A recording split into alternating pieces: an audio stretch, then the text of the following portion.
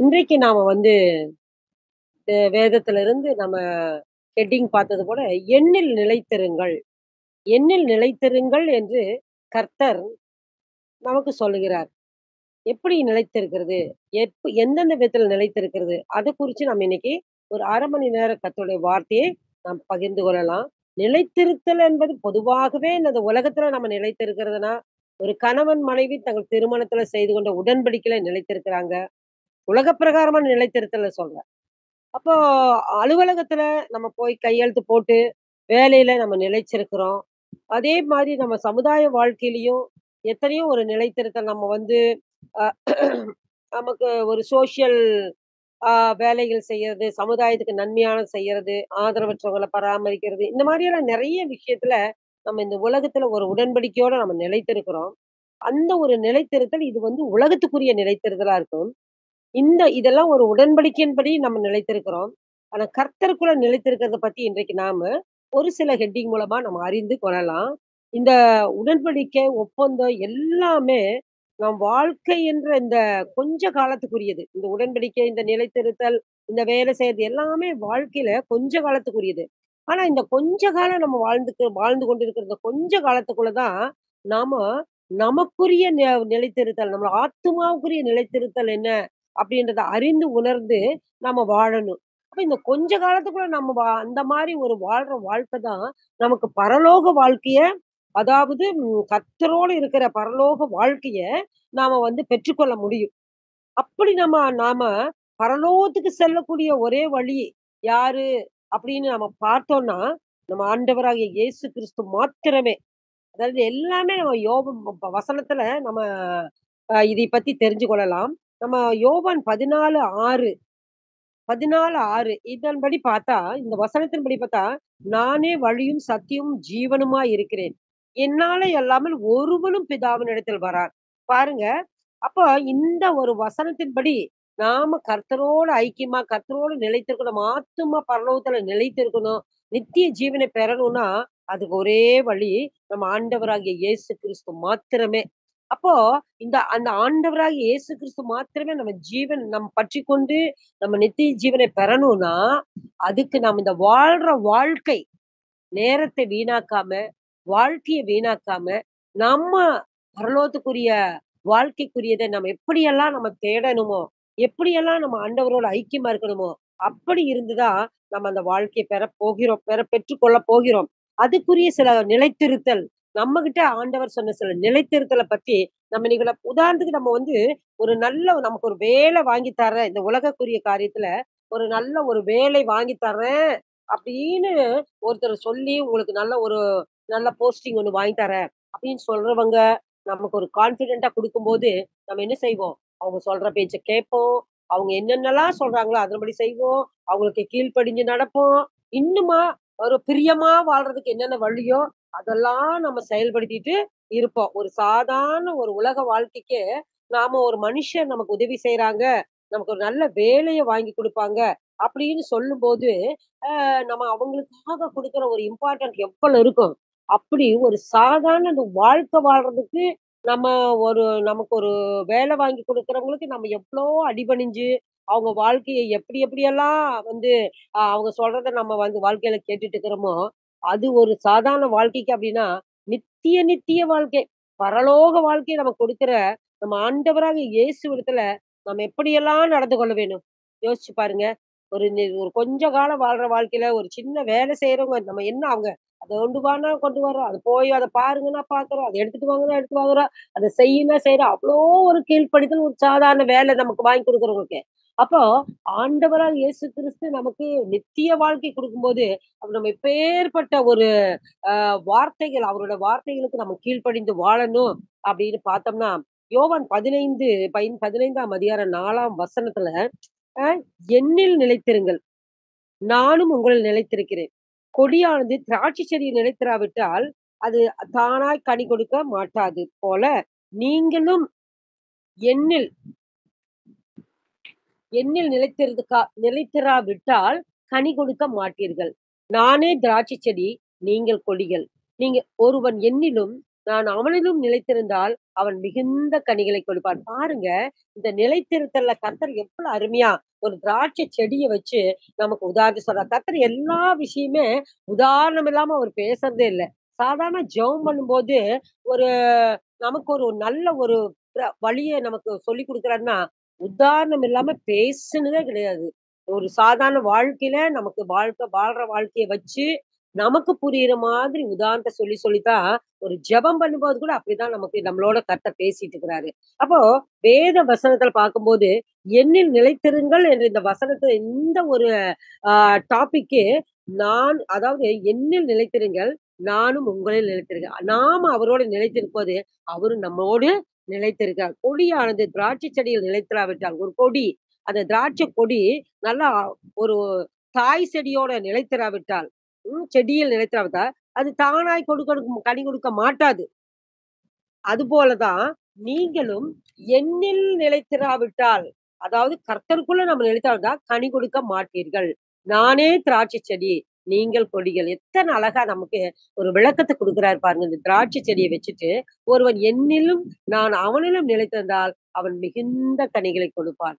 அப்போ இப்ப இந்த சாட்சி கூட நம்ம கேட்டதுல இது ரொம்ப அருமையா இது வந்து கோயின்சைட் ஆகுது பாருங்க. அ எப்படி அவரோட நிலைத்திருந்தால் அவன் மிகுந்த கனிகளை கொடுப்பானாம். அப்ப நாம ஒவ்வொருவருமே கர்த்தரோடு நிலைத்திருக்கணும். நிலைத்திருக்கணும் அப்படின்னு சொல்லிட்டு ஆண்டவர் நம்மகிட்ட எதிர்பார்க்கிறாரு. நிலைத்திருத்தல் நிலைத்திருத்தல் என்றால் என்ன? அப்படின்றது நம்ம பார்க்கணும். அதாவது நிலைத்திருத்தல் என்பதுன்னு பார்க்கும்போது, யோவான் 6ஆம் அதிகாரம் 56வது வசனத்த நம்ம பார்த்தா, அ யோவான் 6ஆம் அதிகாரம் 56வது வசனத்த நாம் பார்த்தோம்னா, "என் மாம்சத்தை புசித்து, என் இரத்தத்தை பானம் பண்ணுகிறவன் என்னிலே நிலைத்திருக்கிறான். நானும் அவனிலே நிலைத்திருக்கிறேன்." பாருங்க, அவரோட நிலைத்திருத்தல் என்றால் அப்படி என்னன்னா, என் மாமிசத்தை புசித்து, என் இரத்தத்தை பானம் பண்ணுகிறவன் என்னிலே நிலைத்திருக்கிறான். நானும் பாருங்க, அ ர மாமிசத்தை புசித்து, இரத்தத்தை பானம்னா, அப்போ அந்த ஊனும் சதையுமா ஆண்டவர நம்ம எப்படி நிலைத்திருக்க வைக்கிறது அப்படிங்கும்போது, நாம வந்து அவரோட நம்ம 2 கலக்கிறது. ஒன்றுக்குள் ஒன்றாக ஆகுறது தான் அவர் நிலைத்திருத்தல்ன்ற வார்த்தை சொல்றாரு. அதுக்கு நீங்க ஒரு உடன்படிக்கையா செய்ய வேண்டியது என்னன்னா, என் மாம்சத்தை புசித்து என் ரத்தத்தை பானம் பண்ணுங்கள். என்னிலே நிலைத்திருக்கிறார், நானும் அவனிலே நிலைத்திருக்கிறேன். பாருங்க, அப்போ ஒன்றுக்குள் ஒன்றாக ஓ சதையும் ரத்தமும் சதையுமாக அப்படின்னு எல்லாம் சொல்றாங்கல்ல. அப்படி ஒரு வார்த்தைய சொல்லித்தான் ஆண்டவரோடு நம்ம அவ்வளவு ஐக்கியமா இருக்க வேணும்னு சொல்லிட்டு, நமக்கு அத காமிச்சுட்டு, நான் வருமளவும் இதை புசியுங்கள். இதையும் நம்ம சொல்லியிருக்காரு. நம்ம சபைக்கு போறோம், சர்ச்சுக்கு போறோம். ராபோஜன் எடுக்கிறோம். அப்போ அந்த ராபோஜன் எடுக்கிறோம் அந்த சமயத்த, நான் வருமளவு இதை புசியுங்கள் அப்படின்னு அவர் சொல்லியிருக்கிறாருன்னா, அப்போ இந்த மாம்சத்தையும், ரத்தத்தையும் புசிங்கன்னு நான் வருமளவு செய்யுங்கன்னா, அது நம்மளோட அவர் வச்சிருக்கிற ஒரு உடன்படிக்கை. அப்போ அவரோட நிலைத்திருக்கணும்னா, நம்ம அந்த உடன்படிக்கையில நம்ம சரிவர செய்யணும். அந்த மாம்சத்தையும், ரசத்தையும் புசிக்கிறத நாம தவறாம சபைக்கு போயி, அந்த காரியத்துல நம்ம அந்த உடன்படிக்கையில கர்த்தரோடு நம்ம ஐக்கியமாகணும். உடன்படிக்கையோ வந்து நம்ம நிலைத்து வாழணும். அப்படின்னு கர்த்தர் நம்மிடத்துல எதிர்பார்க்கிறார். நிலைத்திருத்தல் அவரோடு நம்ம நிலைத்திருத்தல் என்பதே இந்த ஒரு காரியம் தான். முதலாவது வார்த்தையில நிலைத்திருத்தல் அப்புறம் நம்ம ஒரு நிறைய பாயிண்ட்ஸ்கள இப்ப கேட்கலாம்.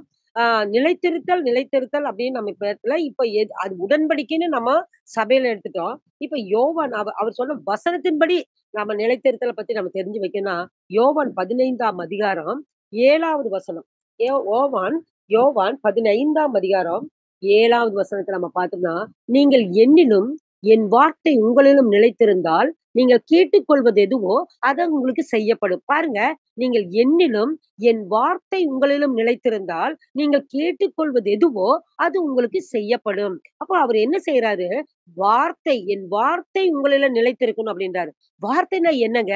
வேதம் தான். வேத வசனம் தான் வார்த்தை. அவர் தான் வார்த்தையாகிறார். யோவான் 1:1ல பார்த்தோம்னா, "ஆதியிலே வார்த்தை இருந்தது. அந்த வார்த்தை தேவனிடத்திலிருந்து, அந்த வார்த்தை தேவனாய் இருந்தது." அப்ப அவருல நம்ம நிலைத்திருக்கணும்னா, அவரோட வார்த்தையில நிலைத்திருக்கணும். அவர் வார்த்தையில நிலைத்திருக்கணும்னா, அந்த வார்த்தைய நம்ம என்ன செய்யணும்? அப்படியே அபியாசிக்கணும், படிக்கணும். யோவான் 1:14 பார்த்தோம்னா, அந்த வார்த்தை என்ன ஆகுது? மாம்சமாகி கிருபையினாலும், சத்தியத்தினாலும் நிறைந்தவராய் நமக்குள்ளே வாசம் பண்ணினார். பாருங்க, அந்த வார்த்தைங்கிறது ஒரு வார்த்தை மாத்திரம் கிடையாது. அந்த வார்த்தை மாம்சமாகி மாம்சமாகி கிருபையினாலும், சத்தியத்தினாலும் நிறைந்தவராய் நமக்குள்ள யாரு? ஆண்டவராகிய இயேசு கிறிஸ்து தான் அந்த வார்த்தை. அவர் தான் வந்து ஆ யோவான் 1ஆம் அதிகாரம் 14வது வசனத்துல அந்த வார்த்தை தான் மாம்சமாகி கிருபையினாலும், சத்தியத்தினாலும் நிறைந்தவராய் நமக்குள்ளே வாசம் பண்ண. வேதத்தை நம்ம கையில வச்சிருந்தா, அந்த வார்த்தை வேதம் முழுக்க அவரோட வார்த்தை தான். அந்த வார்த்தைய நான் சும்மா கையில வச்சுட்டு இருந்தா மட்டும் நம்ம போதாது. அந்த வார்த்தைய நாம் தியானிக்கணும். இரவும் பகலும் தியானிக்கணும்னு சொல்லியிருக்காரு. சங்கீதம் 1ஆம் அதிகாரம் 2, 3ல நம்ம பார்த்தோம்னா, அ அந்த வார்த்தை குறித்து எப்படி நம்ம படிக்கணும். சங்கீதம் 1ஆம் அதிகாரம் 2, 3 அது நம்ம பார்த்தோம்னா, கர்த்தருடைய வேதத்தில் பிரியமாயிருந்து, இரவும் பகலும் அவருடைய வேதத்தில் தியானமாய் இருக்கிற மனுஷன் பாக்கியவான். பாருங்க, அப்போ வேதத்த ஆ கர்த்தரோட வார்த்தைய சொல்லிட்டு சும்மா கையில வச்சுட்டு இருந்தா, அது சரிப்பட்டு வராது. நம்ம அவரோட ஐக்கியமா இருக்க முடியாது. அவரோட நிலைத்து இருக்க முடியாது. அ அவர் வந்து சொல்றபடி, நாம் அவருடைய வேதத்தை இரவும் பகலும் தியானித்து படிக்கணும். அவன் அப்படி படிக்கிறவன் எப்படி இருப்பான்னா, அவன் நீர்க்கால்களின் ஓரமாய் நடப்பட்டு, தன் காலத்தில் தன் கனியை தந்து, இலையுதிராது இருக்கிற மரத்தைப் போல இருப்பான். அவன் செய்வதெல்லாம் வாய்க்கும். பாருங்க, எத்தன அருமையான வார்த்தை. இதெல்லாம் நம்ம வந்து நல்லா உணர்ந்து, இருதயத்துல பதிய வச்சு, நாம இத படிக்கும்போது பார்த்தா, அப்படியே தேனிலும் மதுரமா இருக்குது. அவன் நீர்க்கால்களின் ஓரமாய் நடப்பட்டு, தன் காலத்தில் தன் கனியை தந்து, தந்த இலையுதிராத மரத்தைப் போல இருப்பானாம். நீர்க்காலில் ஓரமா எப்படி கர்த்தருடைய அவ்ளோ பெரிய காரியத்த அவர் நம்மகிட்ட செய்ய சொல்லல. நீ பெரிய பெரிய போய் அந்த கடினமான வேலை உழைச்சு, ரத்தம் சிந்தி, வேர்வை சிந்தியெல்லாம் இல்ல. அவர் சொல்ற வார்த்தைய, என் வார்த்தைய வாசிங்க. இரவும் பகலும் படிங்க. அதுல தியானமா இருங்க. அப்படி நீங்க இருந்தாலே, அவன் நீர்க்கால்களில் ஓரமாய் நடப்பட்டு எத்தன ஒரு அருமையான வாசம் தெரியுமா? நீர்க்கால்கள் அப்படியே அந்த நதியில ஓடுற நதி, ஆறு பக்கத்துல இருக்கிற மரம், செடி கொடியெல்லாம் நல்லா நல்லா ஓடிட்டு இருக்கிற தண்ணிக்கு பக்கத்துல இருக்கிற செடி கொடியெல்லாம் என்னைக்காவது வாடுதா? கிடையவே கிடையாது. நீர்க்கால்கள் ஓரமாய் நடப்பட்டு தன் காலத்தில் கனியை தந்து அப்படின்னு நல்லா அதுக்கு தண்ணி நீரோட்டம் வரும்போது, அந்த வேரெல்லாம் நீர உறிஞ்சிட்டு அருமையான காய், கனிகள தருது. இலையுதிராது இருக்கிற மரத்த இலை உதிர்றது எதுக்கு உதிருது? என்ன தண்ணி கிடைக்காட்டின்னா? இல்ல தண்ணி எல்லாம் எவாப்பரேட் ஆயி போயிரும்னா? என்ன செய்யும்? செடி தானா இலைய உதிர வச்சுரும். அதுக்கு தான் அது வந்து இலை உதிர். ஆனா, இந்த தண்ணி ஓரத்துல இருக்க செடிங்க என்னத்துக்கு இலை உதிர வைக்கணும்? தேவையே இல்ல. நல்ல செழிப்பா இருக்குது. அப்போ கர்த்தருடைய வேதத்த நம்ம வாசிச்சு தியானித்து இரவு பகல் தியானித்து இருந்தாவே, நம்ம இவ்வளவு பெரிய ஆசீர்வாதத்தை நாம் பெற்றுக்கொள்ள முடிகிறது. எத்தனையோ அ கஷ்டத்திலயும், நஷ்டத்திலயும், வேதனையிலயும், துக்கத்திலயும், கண்ணீரோடு, கவலையோடு நாம் வாழ்ந்து கொண்டிருக்கும் பொழுது, அ க நம்ம இந்த வேதத்த படிக்கும்போது, அவர் எவ்ளோ ஒரு ஆறுதலும், தேறுதலும், அ ஒரு பெரிய பிரச்சனைக்கு ஒரு சொல்யூஷனாவு ஆண்டவர் இருக்கிறார் தெரியுமா? வாழ்க்கையில எந்த மனுஷனுமே ரொம்ப சுகபோகமா வாழ்ந்தல்ல. அவனுக்கும் எத்தனையோ பிரச்சனைகள், கண்ணீர், கவலை, கஷ்டங்கள், நஷ்டங்கள் எத்தனையோ வரும். அத்தனை எல்லாத்துக்கும் ஆறுதல் நம்முடைய ஆண்டவராகிய வார்த்தை, நம்மோட வசனம், வேத வார்த்தைகள் தான். அவர் தான் ஆண்டவரா வார்த்தை தான் ஆண்டவரா இருக்குது. ஆனா நம்ம அந்த வார்த்தைய நம்ம வந்து நம்மளுடைய கஷ்டமான நேரத்துல, துக்கமான நேரத்துல, கவலைப்படுகிற நேரத்துல வாசிக்கும் பொழுது, அது நமக்கு ஆறுதலும், தேறுதலும், பெரிய ஒரு விடுதலையும் கொடுக்குது. இந்த இந்த வேதா இப்ப இவ்ளோ நேரம் கேட்ட அந்த சாட்சியில கூட, இவ்ளோ பெரிய விடுதலை. என்னால பிரமிக்க முடியாத அளவுக்கு, பிரமிச்சு பார்க்குற அளவுக்கு அந்த விடுதலைய நானு ரொம்ப டெப்த்தா கேட்டுட்டு தான் இருந்தேன். இவ்வளவு பெரிய விடுதலை யாரால குடுக்க முடியும்? அ நம்ம மனுஷரால இந்த காரியத்த செய்யவே முடியாது தெரியுமா? கர்த்தருடைய இன்டர்ஃபியர் இல்லாம, கர்த்தருடைய செயல் இல்லாம இந்த காரியத்த செய்ய முடியாது. அந்த கர்த்தருடைய செயல் செய்யறதுக்கு அவர் ஒரு பாத்திரத்த தேடுறாரு. அவர் ஒரு நெறைய அவர் ஆண்டவர் வந்து நெறைய ஆசீர்வாதத்த நம்ம எல்லாத்துக்கும் குடுத்திருக்கார். சந்தோஷமா குடுக்கறதுக்கு காத்துட்டு இருக்கிறாரு. அ ஆனா அதுக்குரிய பாத்திரத்த தான் தேடிட்டு இருக்கிறார். ஏன்னா, அவர் ஒரு பாத்திரத்தின் மூலமா தான் அவர் செயல்பட முடியும். தேவன் ஆவியா இருக்கிறார். அந்த ஆவியா இருக்கிற தேவன் வல்லமையை செய்யணும், காரியங்களை செய்யணும்னா, அவர் ஒரு மனிதனை, ஒரு பாத்திரம் அவர் அவர் கிரியை செய்வதற்கு ஒரு பாத்திரத்தை நமக்கு ஆ தேடிட்டு இருக்கிறாரு. அந்த தேடல்ல அவரோடு ஐக்கியமா இருக்கிற பிள்ளைகளுக்கு கர்த்தர் அவருடைய வல்லமையை கொடுக்கிறாரு. அந்த வல்லமையின் மூலமாகத்தான் இந்த பிசாசுகள் ஓடப் போகுது. அந்த வல்லமையின் மூலமா தான் இந்த சாத்தான்கள் மனிதரை விட்டு ஓடுவாங்க. அ அ விடுதலைய சாத்தான் ஓடினால மனிதர்கள் விடுதலை பெற முடியும். இப்பேற்பட்ட வல்லமை நாம் ஒவ்வொருவரும் பெற்றுக்கொள்ளணும். கர்த்தருடைய வல்லமைய பெற்று, கர்த்தருக்காக நம்ம ஊழியம் செய்யணும்னு நாம் ஒவ்வொருவரும் அவருல நாம் நிலைத்திருக்கணும். நிலைத்திருந்தா தான் ஆண்டவர் பெரிய காரியத்தை செய்ய வாஞ்சித்துக் கொண்டிருக்கிறார். நம்ம இந்த Zoom மீட்டிங்ல கேட்கிற ஒவ்வொருவரும் இந்த பெரிய பெரிய இந்த சாட்சிய கேட்கும்போது, நாம் எல்லோருமே கர்த்தருக்கு பயன்படுகிற பாத்திரமா விளங்கணும்னு நாம நினைச்சு, அவரோட நம்ம ஐக்கியமா இருக்கணும். ஆ பிரியா, ஒரு நிமிஷம். பிரியா, ஹலோ பிரியா? சொல் சொல்லுங்க, சொல்லுங்க. இல்ல இது ஒரு பெரிய நான் ஒரு 3/4 மணி நேரத்துக்கு மேல பேசுறதுக்காக இருந்தது. இப்பவே ஓகே. மணி வந்து 6:50 ஆயிடுச்சுன்னு நான் நெனைக்கிறேன். ஆ. ஏன் ஆ நீங்க பேசுங்க ஆன்டி. நீங்க 7:15 வரைக்கும் பேசுங்க. ஆ ஆ இது 7:15 வரைக்கும் எடுத்துக்கங்க. அதனால நெறைய தலைப்புல நான் கொண்டு வந்திருக்கேன். அ ம். சரி அதான் நீங்க இது ஒரு எடுத்துக்கங்க ஆன்டி. 7:30 வரைக்கும் இருக்கு ஆன்டி மீட்டிங்கு. சரி நீங்க ஓகே. எடுத்துக்கங்க. முடிஞ்ச ஆ. வரைக்கும் ஃபினிஷ் பண்ணிர்றேன். கொஞ்சம் வேகமாவே பண்ணிர்றேன். ஏன்னா ஓகே, ஓகே, ஓகே. பெரிய விஷயம். சாட்சி பெரிய விஷயம். அதுல ஒரு சந்தேகமே இல்ல. சரி, அதனால சரி, சரி. நான் ஃபாஸ்ட்டா பண்ணிர்றேன். ஓகே. ஓகே, கர்த்தருக்கு ஓகே, ஓகே. அப்போ நாம அவரிலே அப்படி நிலைத்திருக்கும் பொழுது, அவருடைய வார்த்தையை நம்ம தியானிக்கும் பொழுது, நாம் இப்படிப்பட்ட ஒரு பெரிதான ஒரு ஆசீர்வாதத்தை கர்த்தர் நமக்கு கொடுக்க அதுல எதுல நிலைத்திருக்கணும்? அன்பிலே நிலைத்திருத்தல். இது எல்லாமே அந்த யோவான் 15ஆம் அதிகாரத்துல எதுலயெல்லாம் நீங்க நிலைத்திருங்கன்னு நமக்கு வார்த்தையில கொடுக்குதோ, அந்த வசனத்தை எல்லாம் படிக்கிறதுக்கு எனக்கு டைம் இல்லாதனால, நான் டைரக்ட்டா வந்து அ வ இது செய்திக்குள்ள வந்துட்டேன். அன்பிலே நிலைத்திருக்க சொல்றாரு. யோவான் 15ஆம் அதிகாரம், யோவான் 15ஆம் அதிகாரம் 9, 10 வசனத்துல பிதா என்னில் அன்பாய் இருக்கிறது போல, நானும் உங்களில் அன்பாய் இருக்கிறேன். என்னுடைய அன்பிலே நிலைத்திருங்கள். பாருங்க, பிதா என்னில் அன்பாய் இருக்கிறது போல, நானும் உங்களில் அன்பாய் இருக்கிறேன். என்னுடைய அன்பிலே நிலைத்திருங்கள். நான் நான் என் பிதாவின் கற்பனைகளை கைக்கொண்டு, அவருடைய அன்பிலே நிலைத்திருக்கிறது போல, நீங்களும் என் கற்பனைகளை கைக்கொண்டிருந்தால், என்னுடைய அன்பிலே நிலைத்திருக்கலாம். அவருடைய அன்பிலே நான் நிலைத்திருக்கணும்னா, அவருடைய கற்பனைகளை கைக்கொண்டு நம்ம வாழணும்னு கர்த்தர் நம்மளை வலியுறுத்தாரு. எப்படி ஆண்டவராய் இயேசு கிறிஸ்து இந்த உலகத்துல அவர் செய்யற அற்புதம், அதிசயம் எல்லாம் செய்யும்போதெல்லாம், பிதாவை நோக்கி ஜெபம் பண்ணுவான்னு கேட்டுக்கிறேன். இரவுல போய் ஜெபம் பண்ணுவார். மலை மேல ஏறி ஜெபம் பண்றாருன்னெல்லாம் நான் பார்த்துக்கிறோம். ஆண்டவராகிய இயேசு கிறிஸ்து இந்த உலகத்துல மனிதனா வரும்போது, பிதாவை முற்றிலுமாக அவர் பின்பற்றினார்ன்னு பார்க்கிறோம். முற்றிலுமாக அவருக்கு ஒப்பு கொடுத்து ஜீவிச்சாருன்னு பார்க்கிறோம். அதே போலதான் அவர் நம்மகிட்டயும் கேட்கிறாரு. என்னிலே நீங்கள் நிலைத்திருங்கள். என்னிடத்துல நீங்க அன்பா இருங்க. என் வார்த்தைகளை நீங்க ஆ கடைபிடித்து வாழுங்க. அப்படின்னு சொல்லிட்டு நம்மகிட்ட சொல்றாரு. நம்ம நினைக்கிறோம், நம்மள அன்பா இருக்கிறதுனா, I love you Jesus, I love you Jesus. நான் உங்கள நேசிக்கிறேன்ப்பா. உங்கள நான் நேசிக்கிறேன். இப்படின்னு சொல்றது மாத்திரம் இல்ல. அது மாத்திரம் இல்ல. அவரோட அன்பிலே நிலைத்திருக்கிறது. அவருடைய வசனத்துக்கு கைப்படணும். அவர் வார்த்தையை கடைபிடிக்கணும். அவர் வசனமே ஆ வந்து எல்லாமே அவரு நமக்காக அந்த உலகம் தோன்றின நாள்ல இருந்து இன்றைக்கு வரைக்கும் இருக்கிற வார்த்தை எல்லாம் எந்தெந்த ஜெனரேஷன்ல எந்தெந்த மக்கள், எந்தெந்த குழந்தைங்க பிறகுதோ, வாழ்க்கை கடைசி வரைக்கும் உள்ள எல்லா மனிதர்களுக்கு ஏற்ற வார்த்தைகள தான் முக்காலத்துக்கும் உரிய வார்த்தைகள் தான் கர்த்தர் நம்ம ஒவ்வொருவருக்கும் கொடுத்து வச்சிருக்காரு. அந்த வார்த்தையை அந்த வார்த்தையின்படி அதுல சொல்ற நம்ம வழிமுறை, வாழ்க்கையினுடைய வழிமுறை பற்றி கற்பனைகளை நாம் கைக்கொண்டு வாழும் பொழுது, கர்த்தர் நம்மளே அவரோடு நிலைத்திருக்கிறத பத்தி, அன்பிலே நிலைத்திருத்தல பத்தி உறுதிப்படுத்துறாரு. அவருடைய நிலைத்திருந்தா அவர் கற்பனைக்கு கைக்கொள்ளணும். பழைய ஏற்பாட்டுல கற்பனைன்னு பார்க்கும்போது, உபாகமம் 5, 7, 21ல வாசிக்கும்போது 10 கற்பனைகள் மோசேக்கு கொடுத்தது. அதன்படி வாழ்ந்துகிறார். புதிய ஏற்பாட்டுல நம்ம பார்க்கும்பொழுது மார்க் 12, 30, 31 கற்பனைகளை பற்றி கூற வேண்டும். என்ன கற்பனை? முழு இருதயத்தோடு, முழு மனதோடு, முழு பலத்தோடு, முழு ஆத்துமாவோடு அவரை நம்ம வந்து அன்பு செலுத்தணும், நேசிக்கணும், அவர வந்து தேடணும். அதே போல உன்னை போல் பிறனை நேசி.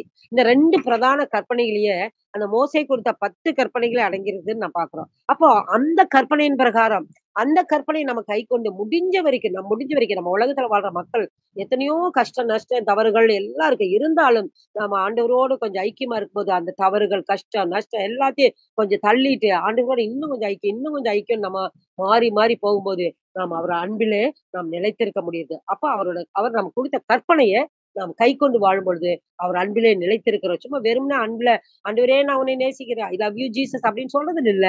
அவரோட வார்த்தைக்கு நம்ம கீழ்ப்படிந்து, அவரோட கற்பனையை கைக்கொண்டு நாம் வாழும்போது யோசிச்சு பாருங்க, அவர் சொன்ன 2 கற்பனைகள எவ்வளவு அருமையா இருக்குது. கர்த்தர முழு இருதயம், முழு பலத்தோட, முழு ஆத்துமாவோடு நம்ம தொழும்போது, அவர் எத்தனை சந்தோஷப்படுவார். அவரு நம்ம மேல எவ்வளவு அன்பு செலுத்துவார் பாருங்க. எவ்வளவு நமக்காக அவர் எல்லாவற்றையும் செய்வார் பாருங்க. அதே மாரி உன்னை போல் பிறனை நேசி. யோசிச்சு பாருங்க. உன்னை போல் பிறனை ஒரே வார்த்தையில முடிஞ்சு போயிருது. நாம நமக்காக எதையும் துன்பம் செய்ய முடியுமா? துக்கம் படுற மாரி செய்ய முடியுமா? பொறாமப்படுமா? நம்மளே நாமளே அடிச்சுக்குமா? நம்மளே நாமளே பொறாமப்பட்டுக்குமா? நம்மளே நாமளே ஏதாவது பிரச்சனை பண்ணிக்குமா? பண்ண மாட்டோம்ல. அப்ப நீயே உனக்கு எப்படி வாழணும்னு ஆசை இருக்குதோ, அதே மாரி தான் மற்றவங்க வாழணும்னு நீ ஆசைப்பட்டு செய்யும்போது, பிரச்சனையே இல்லாம போயிருது. அங்க கர்த்தருடைய வார்த்தை அங்க நிறைவேறுது. அப்ப அப்படி வாழ்வதற்கு நம்ம ஒவ்வொருவருமே பிரயாசப்படணும். நம்ம வாழ்க்கையில ஒவ்வொரு நாளும் நம்ம பிரயாசப்பட்டு அந்த வசனத்தை யோசிச்சு, யோசிச்சு நம்ம செயல்பட வேண்டும்னு கர்த்தர் நம்ம இடத்துல எதிர்பார்க்க. அடுத்தது விசுவாசத்துல நிலைத்திருங்கள் கர்த்தர் சொல்றாரு. விசுவாசங்கிறது கிறிஸ்துவின் அடிப்படை. சத்தியமே என்ன விசுவாசம் தான். விசுவாசம் தான் அடிப்படை சத்தியமே. கிறிஸ்தவத்தின் அடிப்படை சத்துவமே சத்தியமே விசுவாசம் தான். எபிரேயர் 11:1 விசுவாசமானது நம்பப்படுதல் உறுதியும், காணப்படாதவைகள் நிச்சயமா இருக்குது. பாருங்க, விசுவாசம் என்கிறது நம்பப்படுகிறவைகள் உறுதியும், காணப்படாத நிச்சயமா இருக்குது. நம்பப்படுகிற உறுதி, காணப்படாத நிச்சயமா இருக்குன்னா, நம்ம கண்களுக்கு முன்பாக பார்க்கிற ஆண்டவராகிய இயேசு கிறிஸ்து, அ அவர் இந்த உலகத்த படைக்கும்போது எல்லாத்தையும் படைச்சார். சகலத்தையும் அவர் வார்த்தையினால, அவர் வார்த்தையினால் உண்டாக கடவுது, வானம் உண்டாக கடவுது, கடவுது உண்டாயிரும். பூமி உண்டாக கடவுது, இது வெட்டாந்தரை உண்டாகுது, தண்ணி தனியா கடவுது. எல்லாம் கடவுது, கடவுது.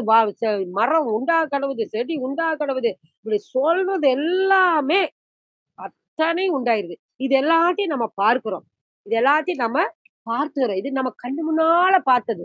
அப்ப கண்ணு முன்னால பார்க்கிறது எல்லாமே அவர் உண்டாக கடவுது, உண்டாக கடவுது, உண்டாக கடவுது சொன்னதுதான். ஆனா, நம் கண் காணாத ஒரு விஷயத்த வச்சிருக்கிறாரு நமக்கு. கண் காணாத வச்சிருக்கிறாரு. அதுதான் நம்ம விசுவாசிக்கணும். அதத்தான் நம்ம விசுவாசிக்கணும். அந்த கண் காணாம அவர் நமக்காக வச்சுட்டு இருக்கிறது பரம காணான். பரம காணான். ஏன் நான் வந்து என்னுடைய நீங்க எல்லாருமே என்ன கேட்டுருக்கலாம். நான் என்னோட பிரசங்கத்துல அவர் என்கிட்ட சொன்னது என்னன்னா, "நீ எந்த பிரசங்கத்த எத பண்ணுனாலும் நித்திய ஜீவன குறிச்சு தான் நீ பேசியே ஆகணும். நித்திய ஜீவன பேசியே ஆகணும். என்னென்ன பாயிண்ட்ட நீ சொல்லிட்டு கொண்டு வந்தாலும் நித்திய ஜீவன குறித்து பேசியாகும்போது" அதே அப்ப நான் ரெடி பண்ணும்போதும் கர்த்தர் அப்படி கொண்டு வந்துடுறாரு. நித்திய ஜீவன பத்தி பேசுற மாரி. அப்போ இந்த இந்த ஒரு விசுவாசத்துல நிலைத்திருக்கும்போது, நாம என்னத்த பெற முடியுது? காணாத நமக்காக கர்த்தர் என்ன வச்சிருக்கிறாரு? பரலோகத்த வச்சுட்டு இருக்கிறாரு. பரம காணா நம்ம வச்சுட்டு இருக்கிறாரு. அத நம்ம வந்து விசுவாசிக்கணும். அதுதான். விசுவாசமானது நம்பப்படுகிற உறுதியும், காணப்படாதவை இன்னும் நம்ம காணல. பரலோக ராஜ்யத்த நம்ம இன்னும் காணல. ஆனா, காணப்படாதவைகளை நிச்சயமுமாய் இருக்கிறதுன்றாரு. அப்போ அதுதான் விசுவாசம். அதுதான் விசுவாசங்கிறது கண்ணு முன்னால பார்த்தா, எல்லாம் இருக்குது. அப்புறம் என்ன? எல்லாம் இருக்குது அப்படின்னு. ஆனா, இந்த விசுவாசம்ன்றது நம்ம உறுதியா இந்த கிறிஸ்தவ வாழ்க்கையில முக்கியமே வந்து நித்திய ஜீவன் தான். நம்ம வந்து ரட்சிக்கப்படணும், நித்திய ஜீவன பெறணும். இதுதான் நம்ம கிறிஸ்தவ வாழ்க்கையினுடைய முக்கியமான ஒரு நம்மளுடைய எதிர்பார்ப்பு. நம்மளுடைய வாழ்க்கை, நம்மளுடைய ஆத்துமாவினுடைய ம மரணமில்லாத ஒரு ஆத்துமா. தேவனோடு ஐக்கியமா வாழ்ற ஆத்துமா. இது வந்து நம்ம யாருமே இன்னும் காணல. உயிரோட இருக்கிற நம்ம யாருமே காணல. ஆனா நம்ம நம்பணும்னு சொல்றாரு. நம்பி நான் உங்களுக்காக அது என்ன சொல்லியிருக்காரு? யோவான் 14:3 நான் போய் உங்களுக்காக ஸ்தலத்தை ஆயத்தம் பண்ணின பின்பு, நான் இருக்கிற இடத்துல நீங்களும் இருக்கும்படி, நான் மறுபடியும் வந்து உங்களை என்னிடத்தில் சேர்த்துக் கொள்வேன். பார்த்தீங்களா? எத்தன அருமையான ஒரு கான்ஃபிடென்ட்டா கர்த்தர் ஏதாவது பொய் சொல்றாரா? நோ.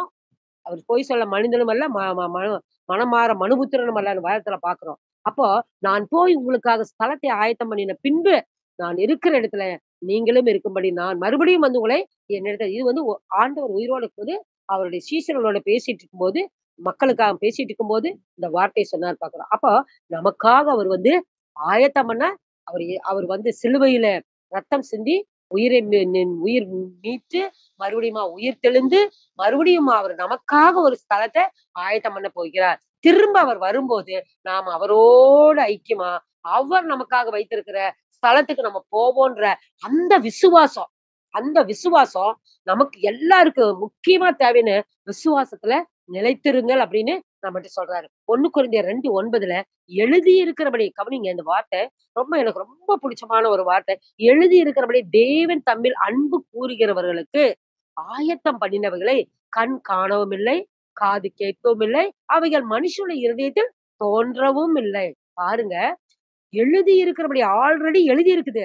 தேவன் தன்னில் அன்பு கூறுவர்களுக்கு, அன்பு கூறுவதுன்னா அவர் கட்டளை கீழ்ப்படிந்து இப்பதான் பார்த்தோம். அன்பு கூறுகிறவர்களுக்கு ஆயத்தம் பண்ணினவைகளை கண் காணாமில்லை, காது கேட்குமில்லை, அவைகள் மனுஷனிடத்தில் தோன்றவும் இல்லை. நமக்கு எப்படி இருக்குன்னு தெரியாது. ஆனா அவர் நமக்காக ஒரு பரம காணான் பரலோகத்த வச்சுட்டு இருக்கிறான்ற நாம விசுவாசிக்கணும். அது எழுதி வச்சிருக்கிறாரு.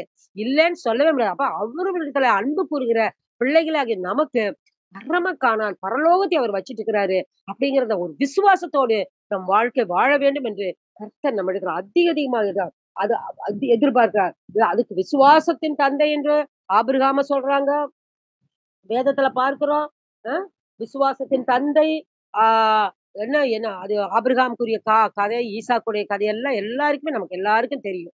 எல்லாம் அவரோட பிள்ளைகளாகிய நம்ம அனைவருக்கும் தெரியும். அது அத்தன ஒரு வருஷம் கழிச்சு வாக்குத்தத்தம் பண்ணுன பிள்ளைய எனக்கு பலி குடுன்னு சொல்லும்போது, ஆபிரகாமுடைய மனசு என்ன பாடுபட்டிருக்கு. ஆனாலும் கர்த்தருடைய வார்த்தைய விசுவாசித்து, அந்த மகன கொண்டு போய் பலி செலுத்த போகும்போது, ஓங்கும்போது நிறுத்துன்னு சொல்லி, ஒரு ஆட்ட காமிச்சு, அத வெட்டுன்னு சொன்னா. அப்போ விசுவாசங்கிறது எப்படி இருக்கும்? எல்லை வரைக்கும் கொண்டுட்டு போயிருவாரு கர்த்தர். எல்லை வரைக்கும் கொண்டுட்டு போயிருவாரு. எப்படி? ஆ கையோங்குற வரைக்கும் பார்த்துட்டு தான் இருக்கிறாரு. அப்போ அப்படிப்பட்ட ஒரு ஸ்ட்ராங்கான ஒரு விசுவாசத்த கர்த்தர் நமக்கு ஒரு உதாரணமா பைபிள் எல்லாம் குடுத்து, நாம அப்படி வாழணும் அப்படின்னு அந்த ஒரு விசுவாசத்துக்கு ஒரு பெரிய உதாரணமா ஆபிரகாம் ஈசாக்கை பலி கொடுத்த விஷயத்த கர்த்தர் நமக்கு ஞாபகப்படுத்தி, நினைவூட்டி வேதத்தின் மூலமா நமக்கு அறிவிக்கிறார். வேதத்துல நம்ம வாழ்ற வாழ்க்கைக்குரிய எல்லா உதாரணங்களும் கர்த்தர் வேதத்துல வச்சிருக்கிறார். நம்ம வேதத்த நம்ம பார்க்கும்போதே நம்ம வாழ்க்கைக்குரிய சகலத்தையும் நம்ம அறிந்து கொள்ள முடியுது. யோசேப்பு இன்னொன்னு பார்த்தா விசுவாசத்துல யோசேப்பு யோசேப்பு குறித்து நம்ம ஆ பார்க்கும்போது, அவருடைய விசுவாசம் பெரிது. நான் அத பலமுறை அந்த யோசேப்புடைய விசுவாசத்துக்குரிய வசனத்த நான் படிச்சு, படிச்சு பார்ப்பேன். ஆ பலமுறை அதுல என்ன என்ன எழுதியிருக்குன்னா, விசுவாசத்துல நிலைத்திருந்த அந்த யோசேப்பினுடைய விசுவாசத்துல நம்ம பார்க்கும்போது, ஆ யோசேப்பு நமக்கு எல்லாமே தெரியும். ஆ அவர் ஃபர்ஸ்ட்டு அவருடைய உடன்பிறப்புனால அ விற்கப்பட்டு, அவர் எகிப்துக்கு கொண்டு போகப்பட்டு, அங்க எகிப்துல அ அவர் செய்யாத குற்றத்துக்கு சிறைச்சாலையில இருந்து, ஆனா அந்த சிறைச்சாலையும் அவருக்கு ஒரு பெரிய விடுதலை குடுக்கிற ஒரு இடமாக கர்த்தர் மாற்றி, அது ஒரு ராஜாவுக்கு தெரிய வைக்க வச்சு, அவர அந்த தேசத்துக்கு எகிப்து தேசத்துக்கே ஒரு தலைவனாக வைக்கப்பட்டாரு யோசேப்பு. அந்த யோசேப்புக்கு கர்த்தர் அவருடைய இருதயத்துல கர்த்தர் தன்னுடைய இஸ்ரவேல் ஜனங்களுக்கு செய்யப் போகிறத சொன்னபடி சொன்னபடி செய்வார் அப்படிங்கிற ஒரு பெரிய விசுவாசம் இருந்தது. அப்பதான் யோசேப்பு தன்னுடைய சகோதரரிடத்துல சொல்லுவாரு.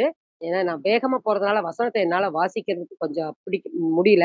அப்ப சகோதரர் சொல்றாரு, நான் ஆண்டவராகிய இயேசு கிறிஸ்து இல்ல கர்த்தர் தேவன் நமக்கு ஒரு ராஜ்யத்த குடுப்பாரு, தனி நாட்ட குடுப்பாரு, தேசத்த குடுப்பாரு. அப்போ இந்த எகிப்திலிருந்து ஆண்டவர் தன்னுடைய பிள்ளைகளை அவர் குடுக்கிற அந்த கானான் தேசத்துக்கு பாலும் தேனும் ஓடுகிற கானான் தேசத்துக்கு கொண்டு போவார். அந்த ஒரு விசுவாசம் அவருக்கு இருந்தது பாருங்க. அவரோட விசுவாசம் எத்தன வருஷம் கழிச்சு நிறைவேறுது? 400 வருஷம் கழிச்சு நிறைவேறுது பாருங்க. அந்த 400 வருஷத்துக்கு முன்னாடி யோசேப்புக்கு இருந்த விசுவாசம் என்னன்னா, கடவுள் குடுப்பார். கானான் தேசத்தை குடுப்பேன்னு சொன்னாரு. குடுப்பாரு.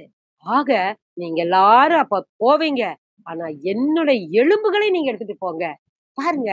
அப்பா எனக்கு அது ரொம்ப ஆச்சரியமா இருந்தது. அப்படி போகும்போது என்னோட எலும்புகளை எடுத்துட்டு போங்க. ஏன்னா புதைச்சு அப்போ பெரிய அதிகாரியா இருக்கும்போது அவர் இறந்துட்டாரு இல்லையா? அப்போ பயங்கரமா பதப்படுத்தி, என்னென்னலாம் சுகந்த வருத்தங்களை எல்லாம் போட்டு அவருடைய இதைய அடக்கம் பண்ணியிருப்பாங்களோ, அப்படி பண்ணியிருப்பாங்க அந்த எகிப்து தேசத்துல. அப்போ நீங்க அப்ப எது அவருடைய கல்லறைன்னு 400 வருஷம் கழிச்சு அவருடைய கல்லறை எதுன்னு அத தெரிஞ்சு மோசே மோசே மூலமா இஸ்ரவேல் ஜனங்கள கானான் தேசத்துக்கு வழிநடத்தி கொண்டு போகும் பொழுது, மோசே யோசேப்புடைய எலும்புகளை யாத்திராகமம் 13:19 மோசே தன்னோட கூட யாசோப் யா யா யா யோசேப்பின் எலும்புகளை எடுத்துக்கொண்டு போனது பத்தி அவ்வளவு எடுத்துக்கொண்டு போனார்ன்னு வசனத்துல இருக்குது. 400 வருஷம் கழிச்சு இவங்களை எல்லாம் கர்த்தர் கானான் தேசத்துக்கு இஸ்ரவேல் ஜனங்கள அனுப்பி கூட்டி போகும்போது அங்க யோசேப்பு அவருடைய எலும்புகளை எடுத்துட்டு போனாங்க. எவ்வளவு பெரிய விசுவாசம் அந்த யோசேப்புக்கு இருந்தது பாருங்க. அப்ப அந்த விசுவாசத்தையும் மதிச்சு அந்த மோசே போகும்போது, அந்த 400 வருஷத்துக்கு மேல யோசேப்பு சொன்ன வார்த்தைய நிறைவேற்றும்படி கர்த்தர் கிருபை செஞ்சார். பாருங்க, அந்த விசுவாசம் அதுதான் விசுவாசம். அது அந்த இதெல்லாம் வந்து விசுவாசத்துக்கு குடுக்குற ஒரு பெரிய ஒரு உதாரணம் இதெல்லாம். அப்போ இந்த விசுவாசத்துல நிலைத்திருங்க. அப்போ கர்த்தர் நமக்கு ஒரு இடத்த ஆயத்தம் பண்ணி இருக்கிறாருங்கும்போது, நம்ம அந்த விசுவாசத்துல நிலைத்து அப்படி வாழும்போது, நம்ம பரலோக ராஜ்யத்த குறிச்சு பரலோகத்துல மிகுந்த கர்த்தரோட ஐக்கியமா இருப்பாங்க. நான் ஒரு புஸ்தகத்த படிச்சேன். போன வாரம் நானு ஊருக்கு போகும்போது ட்ரெயின்ல போம்போது, 8 மணி நேரம் சும்மா தானே போறோம். 8 மணி நேரம் சும்மா தானே வர்றோம். நம்ம போயிட்டு படிச்சுட்டு போலான்னு ஒரு ஒரு பரலோக அது ஒரு நாளைக்கு அத பத்தி பேசுறேன். பரலோக பரலோகம்ல நரகத்தை குறித்ததான தேவனுடைய வெளிப்பாடுகள்னு ஒரு அம்மாவுக்கு நரகத்த குறிச்சு அங்க என்னெல்லாம் நடக்குதுன்றத படிச்சு, நானும் ட்ரெயின்ல போகும்போது படிச்சோம். அப்பா! என் மனசே அப்படியே மாறி உருகி போன மாரி ஆயி, ஐயய்யோ! நாம இனிமேலு நம்மளுடைய ஜெபமே வந்து அழிந்து போகிற ஆத்துமாக்களுக்காகத்தான் நம்ம ஜெபமே பண்ணணும். இதுதான் நம்ம உயிருள்ள வரைக்கும் நம்ம ஜெபம் பண்ணணும். ஒவ்வொரு ஆத்துமாவுக்காக பண்ணணும். தெரிஞ்சவங்களுக்கெல்லாம் பண்ணணும். ரோட்ல இருக்கிறவங்களுக்கு பண்ணணும். வீட்ல இருக்கிறவங்களுக்கு பண்ணணும். தேசமெல்லாம் பண்ணணும். உலகமெல்லாம் பண்ணணும். ஐயய்யோ! இவ்வளவு பாடுகளா நரகத்துல. அப்பப்பா! அப்படின்னு நடுங்கி போயிட்டு, இப்ப நான் உறுதிமொழியா என் மனசுக்குள்ள எடுத்துட்டேன். நாம வந்து ம் ப மக்கள் அழிந்து போற ஆத்துமாக்களுக்காக கர்த்தர் நமக்கு குடுத்த வேலைய நம்ம செஞ்சே ஆகணும்னு, நான் ஒரு பெரிய மத்ததையெல்லாம் நம்ம இது வேணும், அது வேணும், அது செய்யணும், இது கேட்கறத விட, இதத்தான் நம்ம மெயினா செய்யணுன்ற ஒரு பெரிய உறுதிமொழிய நான் இருதயத்துக்குள்ள எடுத்துட்டேன். அதனால நான் சும்மா இருக்கும்போதெல்லாம் இப்ப அத படிச்ச நாள்லருந்து இப்ப ஜெபம் பண்ணிட்டு இருக்கிறேன். ஓகே. அத பத்தி ஒரு நாளைக்கு அது எப்படி அந்த நரகன்றது எவ்வளவு பாடுள்ளது அந்த அந்த அம்மாவுக்கு கர்த்தர் கூட்டிட்டு ராத்திரியில கூட்டிட்டு போவாரு. விடியற்குள்ள கொண்டாந்து ஆவிய விட்டுருவாரு. மறுபடியும் நைட்ல கூட்டிட்டு போவாரு. விடியற்குள்ள ஆவிய கொண்டாந்து விட்டுருவாரு. ஏன்னா பக்கத்துல ஹஸ்பண்ட், பிள்ளைங்க எல்லாம் பக்கத்து ரூம்ல தூங்கிட்டு இருப்பாங்களாம்.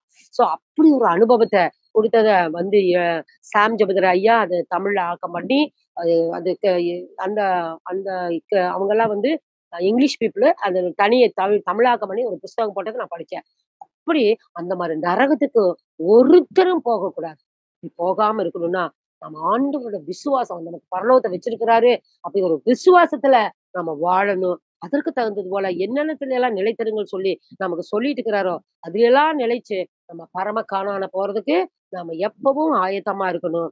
அதே போல சோதனையில் நிலைத்திருக்கணும். எத்தனையோ அப்ப நம்ம கர்த்தரோட ஐக்கியமா இருக்கும்போது, சோதனை இல்லாம ஒரு மனுஷனுக்கு ஒரு வாழ்க்கையுமே இல்ல. சோதனை பெரிய பெரிய ஆ தேவனுக்கு ஊழியம் பண்றவங்கள எல்லாம் நம்ம பார்த்தோம்னா, சாதாரணமா நம்ம நம்ம வாழ்க்கையிலேயே பார்த்தோம்னா, பெரிய சோதனைகளை எல்லாம் சந்திச்சு வந்தவங்க தான். பெரிய பெரிய சோதனை. யாருமே வந்து ஊழியத்துக்கு வர்றவங்களும் சரி, பெரிய பெரிய ஊழியக்காரங்களும் சரி, அவங்களோட வாழ்க்கைய நம்ம கேட்டு பார்த்தோம்னா, அது அளவில்லாத சோதனை. தாங்க முடியாத சோதனை. ஆனாலும் அந்த சோதனையிலிருந்து கர்த்தர் அவங்களோடு இருந்து விடுவித்து வந்தாருன்னு சொல்லிட்டு, பெரிய புஸ்தகங்கள நம்ம பெரிய பெரிய ஊழியக்காரர் புஸ்தகங்கள எல்லாம் நம்ம படிக்கும்போது பார்த்தா, ஏன் நம்மளுடைய கண்ணுக்கு முன்னால நம்மளோட வாழ்ந்திருந்த தினகரன் ஐயா, டிஜிஎஸ் தினகரன் ஐயாவுக்கே எத்தனையோ சோதனைகள், எத்தனையோ சோதனைகள். சொல்ல முடியாத சோதனை, தாங்க முடியாத சோதனை நம்ம எல்லாருக்குமே தெரியும். ஆ 1985ல பெண்ணு, அவருடைய பொண்ணு ஆசையா, அருமையா வளர்த்திட்டு இருந்த பொண்ணு வந்து அ ஆக்சிடென்ட்ல அ ஏர்போர்ட் ஆக்சிடென்ட்ல இறந்திருக்கு. அத பறிச்சு அத விட ஒரு பெரிய சோதனை இந்த உலகத்துல இருக்குமான்னு சொல்ல முடியல. உயிருக்குயிரா வளர்த்துன பொண்ணு. ஆனா அந்த சோதனையிலயும் அவரு கர்த்தருக்குள்ள திடமாயி, அவரோட வேலையை ஜீவனுள்ள வரைக்கும் செஞ்சாரு. இது நான் கண்ணு முன்னால நம்ம பார்த்த மனிதன் டிஜிஎஸ் தினகரன். இப்படி நெறைய பேருடைய ஆ வாழ்க்கைய நம்ம படிச்சு, வாழ்க்கை சரித்திரத்த நம்ம பார்த்தோம், படிச்சோம்னா, எல்லாருமே சோதனையை கடந்து வந்தவங்க தான். வனாந்தரத்த கடந்து வந்தவங்க தான். அப்படி வந்தவங்களுக்கு தான் கடைசியில அவர் ஒரு பெரிய ஒரு ஆசீர்வாதத்த வச்சிருக்கிறத, நம்ம எல்லாரும் நம்ம வந்து கண்கூடா பார்த்திருக்கிறோம், கேட்டுட்டு இருக்கிறோம். இன்னும் வந்து நம்ம புஸ்தகத்துல பழைய நமக்கு முன்பாக வாழ்ந்தவங்களோட வாழ்க்கையெல்லாம் பார்க்கும்போது, ஒரு பெரிய ஆசீர்வாதத்தை கர்த்தர் அவர்களுக்கு கொடுத்து, அவருக்காக அவருக்காக, கர்த்தருடைய வாழ்க்கைக்காக, கர்த்தருக்காக அவங்க ஜீவித்தத நாம அறிந்து கொள்ள முடியுது. அதுலதான் இந்த வேதத்தினுடைய சோதனை, வேதத்துக்குள்ள இருக்கிற சில ஈவென்ட்டுக நம்மளுடைய சோதனையில நிலைத்திருக்கணுன்றதுக்கு தான் ஆண்டவர் ஆபிரகாம பத்தி, ஈசாக்க பலி கொடுத்த பத்தி சொல்லியிருக்காரு. சோதிக்கப்பட்ட யோபுனுடைய கதைய நம்ம பார்த்தா நமக்கு தெரியுது. இப்படியெல்லாம் இந்த சோதனைக்குட்பட்டது வந்து இந்த உதாரணங்களை எல்லாம் நம்ம பார்க்கும்போது, நமக்கு வருகிற சோதனை எவ்வளவோ பரவாயில்லன்னு நம்ம நெனச்சுக்கலாம். ஆக ஒவ்வொரு சோதனையுமே அந்த சோதனையிலயும் நம்ம நிலைத்திருக்கணும்னு கர்த்தர் நம்ம இடத்துல எதிர்பார்த்து இந்த வார்த்தை இந்த உதாரணத்தை எல்லாம் நமக்கு காட்டியிருக்கிறாரு. 1 கொரிந்தியர் 10:13 மனுஷனுக்கு நேரிடுகிற சோதனையே அல்லாமல் வேறே சோதனை உங்களுக்கு நேரிடவில்லை. தேவன் உண்மையுள்ளவராய் இருக்கிறார். உங்கள் திராணிக்கு மேலாக நீங்கள் சோதிக்கப்படுவதற்கு அவர் இடம் கொடாமல் என்ன செய்றாரு? சோதனையை தாங்கத்தக்கதாக சோதனையோடு கூட அதற்கு தப்பித்துக் கொள்ளும்படியான போக்கையும் உண்டாக்குவார். எத்தன அருமையான ஒரு மெடிசின் பாருங்க. அவர் சோதனைய குடுத்தா கூட, அதுலருந்து நம்ம தப்பித்துக் கொள்வதற்கு அவர் என்ன சொல்றாரு? போக்கையும் நமக்கு நடத்துவார் அப்படின்னு கர்த்தர் சொல்றார். அப்போ சோதனை நம்ம எல்லாருமே சோதனைய நம்ம வந்து அ கடந்து தான் வந்துட்டு இருக்கிறோம். கடந்துன்னு இல்ல, அது வழியாவும் வந்துட்டும் இருக்க வேண்டியது இருக்குது. இன்னும் சோதனை முடியாத மாரி சூழ்நிலையும் இருக்குது. ஆனாலும் அதை தப்பித்துக் கொள்ளக்கூடிய போக்கையும் நமக்கு உண்டாக்குறார்ன்னு சொல்லி இந்த வசனத்துல நம்ம பார்க்கிறோம். அ எல்லா மனிதனுக்கு சோதனை வர்றது அவ்வளவு சோதனையிலயும் கர்த்தர் நம்மோடு இருக்கிறார். மனுஷனுக்கு நேரிட சோதனை இல்லாமல் வேற சோதனை உங்களுக்கு நேரிடவில்லை. மனுஷனோடு என்ன சோதனைய சந்திக்க முடியுமோ, அந்த சோதனை மட்டும் தான் கர்த்தர் வைத்திருக்கிறாரே ஒழிய, மத்த சோதனையை அவரு வந்து அப்படியே இருந்தா கூட, அவர் வந்து நமக்கு ஆ அத போக்கையும் குடுக்குறாருன்னு நம்ம பார்க்கிறோம். யாக்கோபு 1:12 சோதனையை சகிக்கிற மனுஷன் பாக்கியவான். அந்த சோதனையை குடுத்தா கூட நம்ம பாக்கியவானா அதாவது புடமிட்டு வர்ற பொண்ணை போல நம்ம பாக்கியவானா தெரியணும்னா என்னன்னா, நம்ம சோதனைய சந்திச்சாகணும். அப்ப சோதனை சகிச்சுட்டு சந்திக்கும்போது, நமக்கு ஒரு ஒரு கான்ஃபிடென்ட் என்ன இருக்குன்னா, நமக்கு ஒரு பாக்கியம் கிடைக்கும். நமக்கு ஒரு கிஃப்ட் கிடைக்கும். நமக்கு நம்ம இதையெல்லாம் மீண்டு வரும்போது நமக்கு ஒரு பெரிய ஒரு ஆசீர்வாதம் இருக்கு. அப்படின்னு மனசுக்குள்ள ஒரு சந்தோஷப்பட்டுட்டு கூட, அந்த சோதனைய நம்ம கொஞ்சம் தாங்கிட்டு வரலாம். சோதனையை சகிக்கிற மனுஷன் பாக்கியவான். அவன் உத்தமன் என்று விளங்கின பின்பு பாருங்க, இந்த சோதனை இல்லாட்டினா அவன் உத்தமனா, உத்தமன் இல்லையான்னு தெரியாது. அவன் உத்தமன் என்று விளங்கின பின்பு, கர்த்தர் தம்மிடத்தில் அன்பு கூறுகிறவர்களுக்கு வாக்குத்தத்தம் பண்ணின ஜீவ கிரீடத்தை பெறுவான். அப்பப்பப்பப்பா! பரலோகத்துல கிரீடத்த பத்தி நான் ஒரு வாட்டி நான் பேசியிருக்கேன். யார் யாருக்கெல்லாம் ஜீவ கிரீடம் கிடைக்குதுன்னு. அப்போ இந்த சோதனையை சகிக்கிறவங்களுக்கு ஜீவ கிரீடத்த கர்த்தர் வச்சுக்கிறாரு. ஆக நமக்கு சோதனை வரும்போது கூட மனசுக்குள்ள ஒரு சந்தோஷப்பட்டுக்கலாம். இந்த சோதனை நம்ம எப்படியாவது கர்த்தர வச்சு நம்ம சமாளிச்சுக்கலாம். கர்த்தருடைய வார்த்தைய வச்சு கர்த்தர் நம்மள கூடவே வச்சு நம்ம சமாளிச்சுக்கலாம். அப்படி சமாளிச்சுட்டு வந்தாலும் நமக்கு ஒரு கிஃப்ட் இருக்குது. ஜீவ கிரீடம். யோசிச்சு பாருங்க. அந்த ஜீவ இப்படியாக சோதனை நிலைத்திருந்து நம்ம வாழும் பொழுது, ஜீவ கிரீடம்ன்ற ஒரு ஆசீர்வாதத்த நம்ம பெற முடியுது. நான் வேகமா பேசிட்டு போறேன். சாரி. அ சகோதர சிநேகத்தில் நிலைத்திருங்கன்றாரு. எபிரேயர் 13:1 சகோதர சிநேகம் நிலைத்திருக்க கடவுது. ஆமாங்க. சகோதர சிநேகம் ரொம்ப, ரொம்ப, ரொம்ப, ரொம்ப, ரொம்ப முக்கியம்ப்பா. நம்ம எல்லாரும் கிறிஸ்தவ பிள்ளைங்க, கிறிஸ்தவர் அறிஞ்சவங்க. சகோதரனை பகைக்கிறவன் எரி நரகத்துக்கு போவான்ட்டுக்குது. தயவு செஞ்சு, தயவு செஞ்சு, தயவு செஞ்சு என்ன இந்த இந்த வார்த்தைய கேட்டுட்டு இருக்கிற ஒவ்வொருவருமே சகோதரனை பகைக்காதீங்க. சகோதரனோ, சகோதரியோ சொத்து மூலியமாவும், இன்னும் வேற பாத்திரம் பண்டம், வீடு வாசலு இது மூலியமா இப்படி எல்லாம் இருக்கிறவங்க பகைக்காதீங்க. பகைக்காதீங்க. இந்த உலகத்துல வாழ்றது இதெல்லாம் அழிஞ்சு போயிரும். ஆனா பரலோகத்துல நமக்கு கர்த்தருடைய ஆசீர்வாதம் இருக்குது. பரலோக ராஜ்யம் இருக்குது. சகோதரன் பகைக்கிறவன் எரி நரகத்துக்கு போயிருவான். சகோதரன பகைக்கிறவன் காணிக்கைக்குள்ள கூட நான் ஏத்துக்க மாட்டேன். போய் பலிபீடத்துல வச்சுட்டு, நீ அவனுகிட்ட சகோதர சிநேகமாயிட்டு, அப்புறம் நீ என்னிடத்துல வான்னு சொல்றாரு. நீங்கலாம் நியாய தீர்ப்புக்குள்ள நீங்க போய் நிக்க வேண்டியது வரும். யோசிச்சு பாருங்க. இந்த உலக வாழ்க்கைக்காக ஒரு சகோதரர்கிட்டயும், சகோதரிகிட்டயும் நீங்க வந்து அ பகைய வச்சுட்டு, ஆண்டவருடைய வார்த்தைக்கு கீழ்ப்படியாம போனீங்கன்னா, எப்பேர்ப்பட்ட அ ப பாதிப்பு நம்ம ஆத்துமாவுக்கு இருக்குதுன்னு நீங்க தெரிஞ்சுட்டு, தயவு செய்து சகோதரிகிட்ட நீங்க வந்து அ ஐக்கியமா இருங்க. அவங்க மேல விரோதம் வச்சுக்காத. அவங்க பேசாட்டினா கூட நீங்க அவங்க இருதயத்துக்குள்ள அவங்க மேல ஒரு சந்தோஷமாவும் இருங்க, அன்பாவுமே இருங்க. அவங்க வந்து கர்த்தர அறியாதவங்களா கூட இருப்பாங்க. அவங்க வைராக்கியம் கூட வச்சிருப்பாங்க. இந்த தேவனுடைய வார்த்தை தெரிஞ்சிருக்க மாட்டாங்க. ஆனா, ஆண்டவருடைய பிள்ளைகளாய் நாம வந்து சகோதர சிநேகத்துல நம்ம நிலைத்திருக்கணும்னு கர்த்தர் எதிர்பார்க்கிறார். அந்த சகோதர சிநேகம் எப்படிப்பட்டது? எப்பேர்ப்பட்டதுன்னு இந்த வசனத்தை எல்லாம் பார்க்கும்போது, ஐயோ! அது பயங்கரமானதா இருக்குதுன்னு நம்ம பார்க்கலாம். மத்தேயு 5, 22, 23, 24 வசனத்தை எல்லாம் பார்த்தா, படிச்சு பாருங்க. வீட்டுக்கு போயிட்டு மத்தேயு 5, 22, 23, 24 அப்போ சகோதர சிநேகம் இல்லாட்டினா எவ்வளோ பிரச்சனை, எவ்வளோ பாடுன்னு தெரியுது.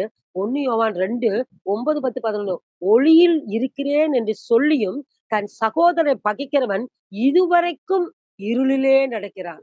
பாருங்க, ஒளியிலே இருக்கிறேன்னு சொல்லி, நான் கர்த்தரோட ஐக்கியமாக்குறேன். நான் ஜெபம் பண்றேன். நான் பைபிள் வாசிக்கிறேன். நான் சபைக்கு போறேன். நான் சர்ச்சுக்கு போறேன். நான் தசமபாணி குடுக்குறேன். காணிக்கை குடுக்குறேன். கர்த்தரோட ஐக்கியமா இருக்கிறேன். இப்படின்னு எல்லாம் சொல்லிட்டு நான் ஒளியில தான் இருக்கிறேன். நான் நல்லா தான் இருக்கிறேன். அப்படின்னு நமக்குள்ள நம்ம ஆறுதல் படுத்தி, தேறுதல் படுத்திட்டு இருந்தா, நோ. இல்ல. சகோதரனை சினைக்கு செ செ அ பகைக்கிறவன் இதுவரைக்கும் இருளிலே தான் இருக்கிறானாம். என்னதான் நாம இத்தன பண்ணியும், ஒளியிலே இருக்கிறேன், ஒளியில் ம இருக்கிறேன் என்று சொல்லியும், அதான் ஒளியில இருக்கிறேன்னா, அப்ப கர்த்தரோட இருக்கிற மாரி. கர்த்தர் ஒளியா இருக்கிறார். அப்படி சொல்லியும், சகோதரன பகைக்கிறவன் இருளில் இருக்கிறான். இருள்னா யாருக்குரியது? சாத்தானுக்குரியது. யோசிச்சு பாருங்க. ப இருளிலே இருக்கிறனால சாத்தானுக்குரியது. அப்ப நம்ம சர்ச்சுக்கு போறது, பைபிள் வாசிக்கிறது, அ ப இது பண்றது, அது பண்றது, கர்த்தரோட ஐக்கியமா இருக்க அதெல்லாம் வேலைக்கு ஆகாது. இருளிலே இருக்கிறான்.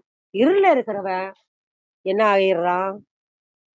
சாத்தானுக்கு உரியவனாயிடுறான். அதனால சகோதரன் தயவு செஞ்சு உங்க இருதயத்துக்குள்ள இவ்வளவு நாள் ஏதாவது பகை வச்சு, அவன் எனக்கு காட்ட குடுக்கல, தோட்டத்த குடுக்கல, வீட்ட குடுக்கல, பொருள குடுக்கல, நகைய குடுக்கல, நட்ட குடுக்கல அப்படின்னு சொல்லிட்டு விரோதம் வச்சீங்கன்னா, நம்ம ஆத்துமாவ நாமளே நரகத்துக்கு கொண்டுட்டு போறோம்.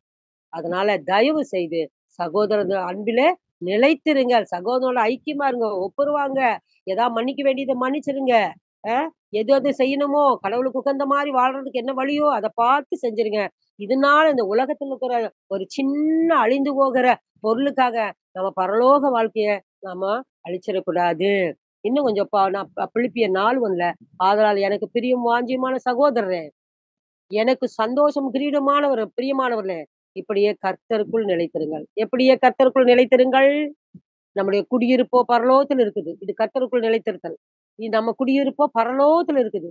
பிலிப்பியர் 3 20, 21 நம்முடைய குடியிருப்போ பரலோகத்துல இருக்குது. அங்கே இருந்து கர்த்தராய் இருக்கிற இயேசு கிறிஸ்து என்னும் இரட்சகர் வர எதிர்பார்த்து கொண்டிருக்கிறோம். அவர் எல்லாவற்றையும் நமக்கு கீழ்ப்படுத்தி கொள்ளத்தக்க தம்முடைய வல்லமையை செயலின்படியே நம்முடைய அற்பமான சரீரத்தை தம்முடைய மகிமையான சரீரத்துக்கு ஒப்பாக மறுரூபப்படுத்துவார். இப்படி கர்த்தரில் நம்ம நிலைத்திருக்கும் பொழுது, அவர் அவரோடு ஐக்கியமாக நம்மள மறுரூபப்படுத்தி, அவருக்கு ஈக்குவலா அவருடைய இடத்துல நம்மள கொண்டு போய் சேர்த்துவார். ஆக நம்ம இந்த மாரி அவர் சொன்ன வார்த்தையின்படி அவருக்குள்ள நம்ம நிலைத்திருக்கும்போது, பரலோகத்தை பெற்றுக்கொள்ளும்போது 1 யோவான் 2, 15, 16, 17 உலகத்தில் உள்ளவைகளும் அன்பு கூறாதிருங்கள். ஒருவன் உலகத்தில் அன்பு கூர்ந்தால் அவனிடத்தில் பிதாவின் அன்பில்லை. ஏனெனில் மாம்சத்தின் இச்சையும், கண்களின் இச்சையும், ஜீவனத்தின் பெருமையும், உலகத்தில் உள்ளவைகள் எல்லாம் பிதாவினால் உண்டானவைகள் அல்ல. அவைகள் உலகத்தில் உண்டானவைகள். உலகமும் அது நிச்சயம் ஒழிந்து போகும். தேவனுடைய சித்தத்தின்படி செய்கிறவனோ என்றென்றைக்கும் நிலைத்திருப்பான். பாருங்க, தேவனுடைய சித்தத்தின்படி செய்கிறவனே என்றென்றைக்கும் சித்தம் என்ன? அத ஒண்ண மட்டும் ஒரே நிமிஷம் பார்த்துட்டு முடிச்சிடுறேன். தேவனுடைய சித்தம் 1 தீமோத்தேயு 2:4 எல்லா மனுஷரும் ரட்சிக்கப்படவும், சத்தியத்தை அறிகிற அறிவை அடையவும் அவர் சித்தமுள்ளவராய் இருக்கிறார். 1 தெசலோனிக்கேயர் 4:3 நீங்கள் பரிசுத்தமுள்ளவர்களாக வேண்டும் என்பதே தேவனுடைய சித்தமாய் இருக்கிறது. 1 தெசலோனிக்கேயர் 5:18 எல்லாவற்றிலும் ஸ்தோத்திரம் செய்யுங்கள். அப்படி செய்வது கிறிஸ்து இயேசுவுக்குள் உங்களை குறித்த தேவனுடைய சித்தமாய் இருக்கிறது. இந்த சித்தத்தின்படி ஆண்டவர் இந்த சித்தத்த தான் கர்த்தர் நம்ம எடுத்தருளுகிறார். 1 பேதுரு 2:15 நீங்கள் நன்மை செய்கிறதுனால புத்தியீன மனுஷனுடைய அறியாமை அடக்குவது தேவனுடைய சித்தமாய் இருக்கிறது. இதெல்லாமே தேவ சித்தம். இப்படியாக தேவ சித்தத்தை அறிந்து, அவர் நிலைத்திருந்து, கனி கொடுக்கிற வாழ்க்கை வாழ்ந்து, அவருடைய வருகையிலே நாம் அவரோடு கொள்ளப்பட்டு, நித்திய வாழ்க்கையில அவரோடு வாழ வேண்டும் என்று கூறி, கர்த்தர் கொடுத்த இந்த தருணத்துக்கு, பிரியா எனக்கு கொடுத்த இந்த வேலைக்கும் நான் நன்றி சொல்லி முடிக்கிறேன். கர்த்தர் தாமே நம் அனைவரையும் ஆசீர்வதிப்பார்.